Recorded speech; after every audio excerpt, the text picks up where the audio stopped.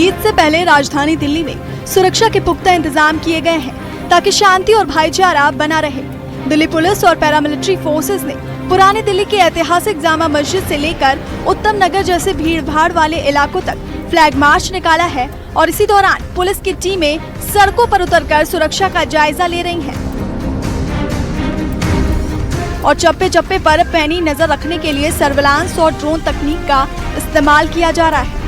सुरक्षा अधिकारियों का कहना है कि वो किसी भी तरह की अप्रिय घटना को रोकने के लिए पूरी तरह मुस्तैद हैं और संवेदनशील इलाकों में अतिरिक्त बल तैनात किए गए हैं। स्थानीय लोगों के साथ मिलकर पुलिस शांति समितियां बना रही है ताकि त्योहार की रौनक में कोई खलल न पड़े और हर कोई सुरक्षित महसूस करे।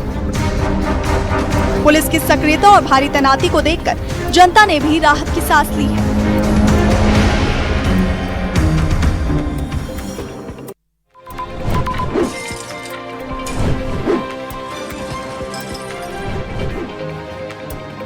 उत्तर भारत और दिल्ली एनसीआर के लोगों के लिए एक बहुत ही शानदार खबर सामने आई है, जहां गुरुग्राम के सोहना में देश का पहला एलपीजी एटीएम शुरू हो गया है। भारत पेट्रोलियम ने एक खास पायलट प्रोजेक्ट के तहत इस ऑटोमेटेड एलपीजी वेंडिंग मशीन को इंस्टॉल किया है।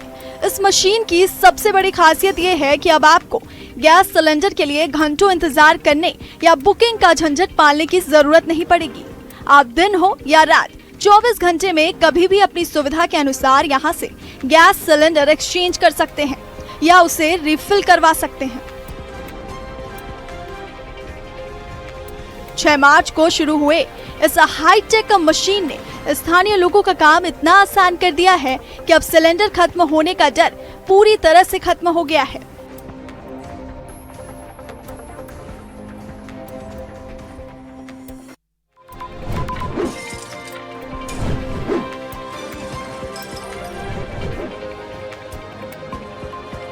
श्री माता वैष्णो देवी की पवित्र यात्रा पर आने वाले श्रद्धालुओं के लिए बहुत अच्छी खबर है। कटरा के बाणगंगा इलाके में श्राइन बोर्ड ने घोड़ों और खच्चरों की गंदगी से बिजली और गैस बनाने का एक शानदार वेस्ट टू एनर्जी प्लांट शुरू किया है। यहां हर दिन करीब 4000 किलो गोबर को वैज्ञानिक तरीके से प्रोसेस किया जाता है, जिससे हर महीने सैकड़ों किलो बायोगैस तैयार हो रही है। सबसे खास बात यह है कि इको फ्रेंडली गैस का इस्तेमाल सीधे उस लंगर में खाना पकाने के लिए किया जा रहा है, जहां हजारों भक्त प्रसाद ग्रहण करते हैं। सीईओ सचिन कुमार वैश्य के मुताबिक ये प्लांट न केवल यात्रा मार्ग को साफ सुथरा रखने में मदद कर रहा है, बल्कि प्रदूषण को कम कर सस्ती और स्वच्छ ऊर्जा का बेहतरीन उदाहरण भी पेश कर रहा है। ये पहल पूरे देश के धार्मिक स्थलों के लिए एक बड़ा संदेश है कि अगर सही सोच और तकनीक का इस्तेमाल हो तो कचरे को भी सेवा और शक्ति में बदला जा सकता है।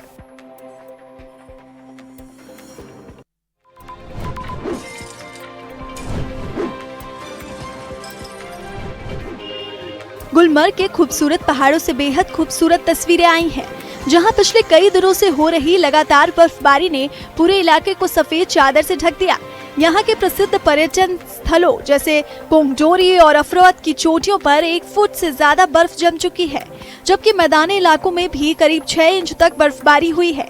इस ताजा बर्फ को देखकर पर्यटकों की खुशी का ठिकाना नहीं है और वो जमकर मस्ती करते और तस्वीरें खिंचवाते नजर आ रहे हैं। मार्च के महीने में ऐसी शानदार बर्फबारी देखना सैलानियों के लिए किसी सुनहरे सपने के सच होने जैसा है, जिसे वो अपनी किस्मत का खास तोहफा मान रहे हैं। कश्मीर के अन्य हिस्सों से भी अब लोग इस जादुई नजारे को अपनी आंखों से देखने के लिए भारी तादाद में गुलमर्ग की तरफ रुख कर रहे हैं। हालांकि मौसम विभाग का कहना है कि 21 से 25 मार्च के बीच मौसम अब शुष्क और साफ बना रहेगा, इसलिए बर्फ का आनंद लेने का ये सबसे बेहतरीन मौका है।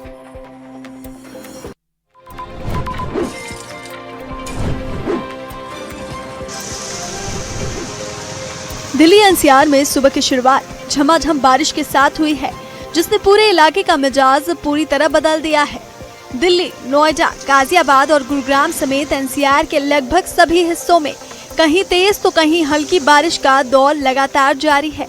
इस बारिश और ठंडी हवाओं की वजह से तापमान में भारी गिरावट दर्ज की गई है, जिससे अचानक सर्दी का एहसास बढ़ गया है। मौसम इतना सुहाना हो गया है कि गर्मी की तैयारी कर रहे लोगों को एक बार फिर से अपनी अलमारी से कंबल और जैकेट निकालने की जरूरत पड़ गई है। मौसम विभाग ने इस बदलते मिजाज को देखते हुए अगले 2 दिनों के लिए येलो अलर्ट जारी कर दिया है, जिसका मतलब है कि अभी बारिश का ये सिलसिला रुकने वाला नहीं है। सड़कों पर गाड़ियों की रफ्तार थोड़ी धीमी जरूर हुई है, लेकिन लोग इस सुहाने और ठंडे मौसम का जमकर लुत्फ उठा रहे हैं।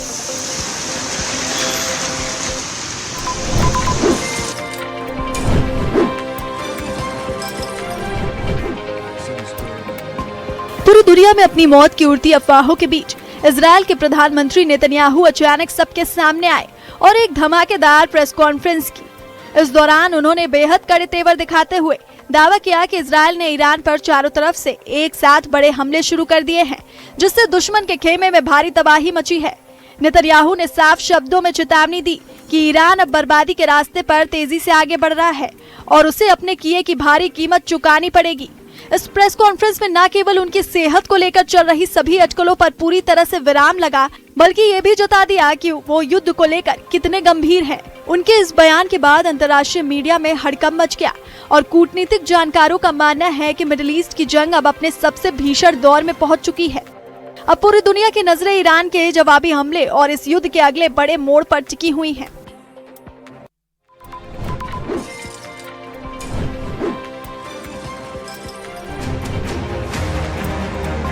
इजराइल और ईरान के बीच तनाव अब एक खतरनाक मोड़ पर आ गया है, जहां इजराइल ने पहली बार कैस्पियन सागर में घुसकर ईरानी नौसेना के जहाजों पर जोरदार हवाई हमला किया।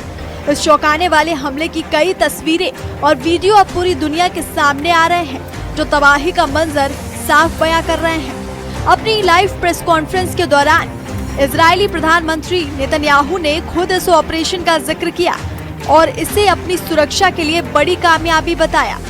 रक्षा जानकारों का मानना है कि इतनी दूर जाकर हमला करना ईरान के लिए एक बहुत बड़ी चेतावनी है, क्योंकि ये इलाका अब तक सुरक्षित माना जाता था। इस खबर के बाद से पूरे मिडिल ईस्ट में खलबली मच गई है और लोग अब ईरान के अगले कदम का बेसब्री से इंतजार कर रहे हैं। इजराइल ने साफ कर दिया कि वो अपने दुश्मनों को कहीं भी छिपने की जगह नहीं देगा, चाहे वो जमीन हो या समंदर।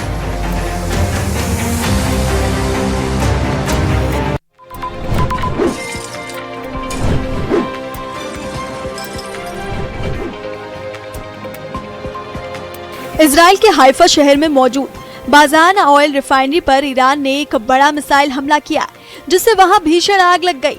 हमले के तुरंत बाद रिफाइनरी से काले धुएं का इतना विशाल गुबार उठा कि पूरा आसमान काला पड़ गया, जिसकी तस्वीरें सोशल मीडिया पर अब वायरल हो रही हैं।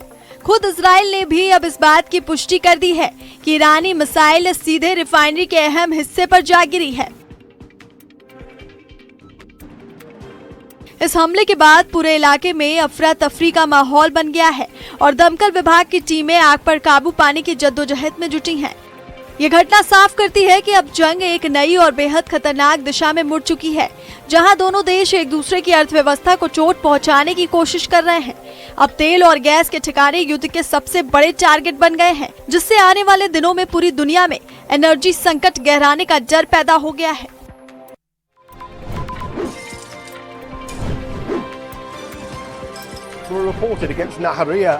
साउथ लेबनान के जंग के मैदान से एक बहुत ही हैरान करने वाली खबर सामने आई, जहां लाइव कवरेज के दौरान रूस के आरटी चैनल के रिपोर्टर पर अचानक ड्रोन हमला हो गया। यह हमला उस समय हुआ जब रिपोर्टर कैमरे के सामने युद्ध की ताजा स्थिति बता रहा था, जिसमें वो गंभीर रूप से घायल हो गया और उसे तुरंत अस्पताल ले जाया गया। बताया जा रहा है कि ये ड्रोन हमला इजरायली सेना की कार्रवाई के दौरान हुआ, जिसके बाद वहां मौजूद पत्रकारों में हड़कंप मच गया। इस घटना पर इजरायली सेना ने सफाई देते हुए कहा कि उन्होंने पहले ही इलाके को खाली करने की चेतावनी दी थी और उनका मकसद पत्रकारों को निशाना बनाना बिल्कुल नहीं था। हालांकि इस हादसे ने एक बार फिर युद्ध क्षेत्र में काम कर रहे पत्रकारों की सुरक्षा पर अब बड़े सवाल खड़े कर दिए हैं। अब पूरी दुनिया की नजरें इस बात पर टिकी हैं कि इस हमले के बाद रूस और इजराइल के रिश्तों में कितनी तल्खी आती है।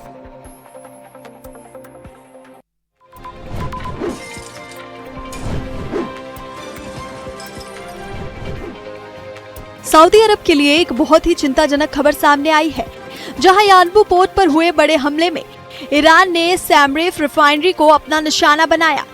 ये हमला उस समय हुआ जब हॉर्मुज स्ट्रेट पहले ही बंद हो चुका है और खाड़ी देशों के लिए तेल भेजने का यह आखिरी बड़ा रास्ता बचा था। यानबू पोर्ट अब दुनिया भर में कच्चे तेल की सप्लाई का एक मुख्य केंद्र माना जाता है, इसलिए यहाँ हुआ धमाका पूरी दुनिया की अर्थव्यवस्था के लिए बड़ा खतरा बन सकता है। इस हमले के बाद अंतर्राष्ट्रीय बाजारों में तेल की कीमतों में भारी उछाल आने की आशंका जताई जा रही है, क्योंकि सप्लाई का मुख्य रास्ता अब खतरे में है। वहीं रक्षा विशेषज्ञों का कहना है कि ये पोर्ट पूरी तरह बंद होता है तो खाड़ी देशों से होने वाला तेल का व्यापार पूरी तरह ठप्प हो सकता है। अब पूरी दुनिया की नजरें सऊदी अरब के अगले कदम पर टिकी हैं कि वो अपनी सबसे कीमती रिफाइनरी को बचाने के लिए क्या फैसला लेता है।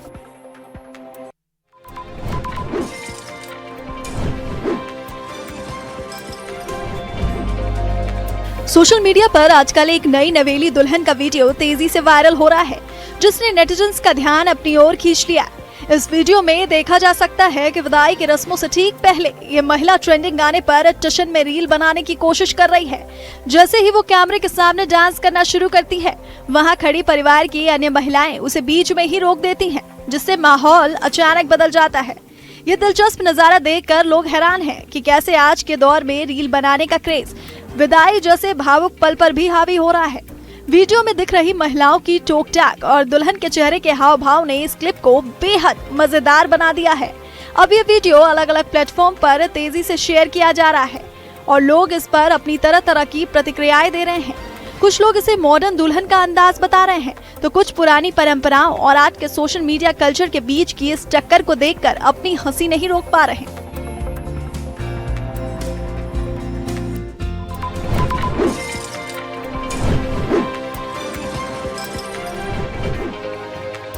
इंदौर में बीजेपी के नेताओं ने जमकर ठुमके लगाए हैं। कभी फिल्मी गाने पर थिरकते विधायक गोलू शुक्ला नजर आए, तो कभी एमआईसी मेंबर मनीष शर्मा।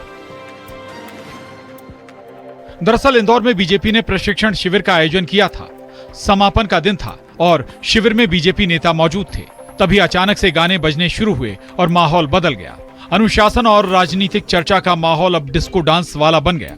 फिल्मी गानों पर डांस हुआ, जिसका वीडियो सामने आया है, जिसमें देख सकते हैं विधायक गोलू शुक्ला जमकर नाच रहे हैं। वहीं एमआईसी सदस्य मनीष शर्मा उनका साथ दे रहे हैं। डांस के दौरान पैसे न्यौछावर भी किए गए।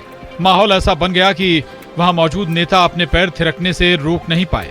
इसके बाद हॉल में मौजूद सभी नेताओं ने अपने डांस का टैलेंट दिखाया। एक से बढ़कर एक डांस के स्टेप किए। वहीं दूसरी तरफ वहां मौजूद अन्य नेता तालियां बजाकर उनका हौसला बढ़ा रहे थे।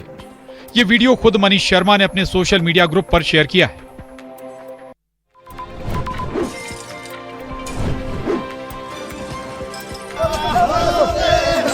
धतकाई गांव की कहानी सच में दिल को झकझोर देने वाली है, जिसे भारत के साइलेंट विलेज के नाम से जाना जाता है।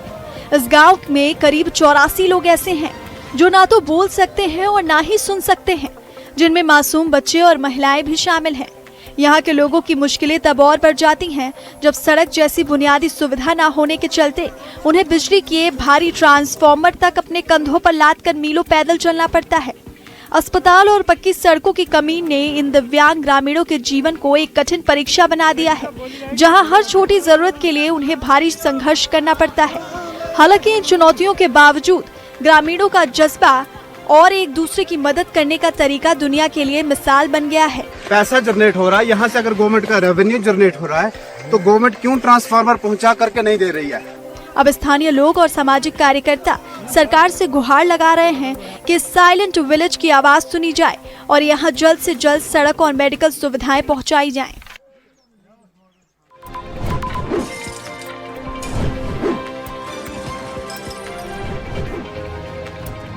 अजमेर में फायरिंग की बड़ी वारदात सामने आई है। यहाँ देवमाली रोड स्थित एक होटल पर बाइक सवार बदमाशों ने अचानक फायरिंग कर दी। इस घटना का सीसीटीवी फुटेज भी सामने आया है, जिसमें हमलावर खुलेआम होटल की ओर फायरिंग करते नजर आ रहे हैं। बदमाशों की गोलीबारी से होटल का कांच टूट गया और मौके पर अफरा तफरी मच गई। फायरिंग की इस घटना में होटल का एक कर्मचारी घायल हो गया, जिसे तुरंत इलाज के लिए अस्पताल पहुंचाया गया। घटना की सूचना मिलते ही पुलिस के आला अधिकारी मौके पर पहुंचे, हालात पर जायजा लिया। फिलहाल पुलिस ने इलाके में नाकाबंदी कर आरोपियों की तलाश तेज कर दी है और सीसीटीवी फुटेज के आधार पर बदमाशों की पहचान करने की कोशिश जारी है। बताया जा रहा है कि कुछ दिन पहले भी इसी होटल में करीब 1 दर्जन बदमाशों ने होटल मालिक और कर्मचारियों के साथ मारपीट की थी। ऐसे में आशंका जताई जा रही है कि पुरानी रंजिश के चलते इस वारदात को अंजाम दिया गया है। फिलहाल पुलिस पूरे मामले की जांच में जुटी है।